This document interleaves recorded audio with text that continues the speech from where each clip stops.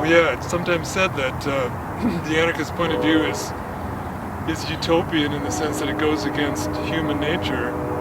But as I like to think of the way Kevin Tucker puts it, there were human species for about 2 million years. We were hunter-gatherers, in other words, for that period of time. So wouldn't it be a more reasonable assumption to think that that's our human nature? And we see now, and this has been a huge, probably maybe the key inspirational thing for Anarcho-primitivism, is the revision of what is now the orthodox view of what that life was like. In other words, a life of sharing. There's absolutely no question about it in the literature if you're looking at anthropology, ethnology, all that. That egalitarianism was the cardinal point of the ethos of hunter-gatherer life. And then the rest of it filled in by so many people, Marshall Solom's being one of my favorite in terms of how little people had to work. I think all this has to do with human nature. In fact, actually the term work is a modern term. It probably doesn't apply as a separate activity, as part of existence, social existence. It's maybe not even a totally accurate word, but the amount of time spent somewhere or another on subsistence, very often a fraction of what we spend at modern work, wage labor. And as Solom's also pointed out, as culture moves along, people work more and more. And that's kind of interesting. The technology is promised we'd work less and less, but just as with war, I mean, civilization is chronic war, it's certainly chronic work.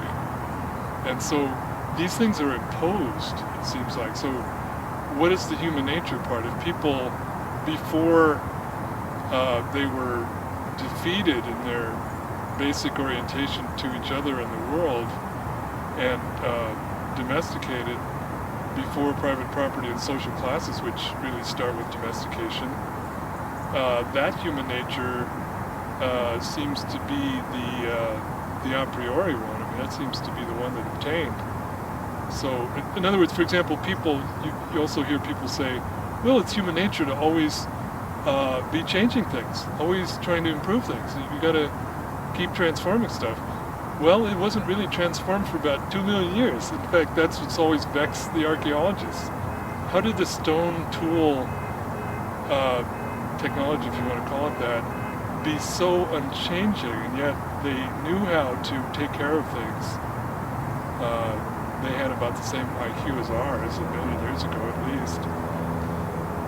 So if it's human nature to change things, and they didn't change things, then probably there's something wrong with that conception of human nature. And I would say to that, why change it if you've got a good thing going on? It was very workable, it wasn't destroying nature, it wasn't causing war, it wasn't causing stratification or hierarchy. All the things that, as anarchists, we supposedly revere and strive toward, that was the original anarchist society, not only the original affluent society, as Solom's puts it, but the original one and the only one. So that human nature was very, very stable and workable. It was the original adaptation to the earth. In fact, the only one.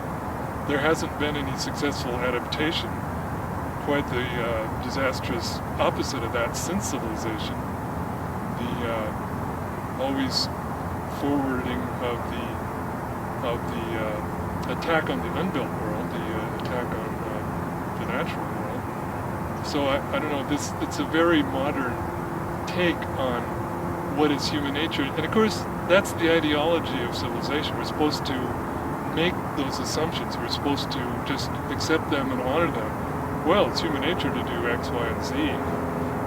Well, it wasn't for 99% of our existence. So that's just something that if we swallow, we keep it going. But if you rethink that, then it looks quite different.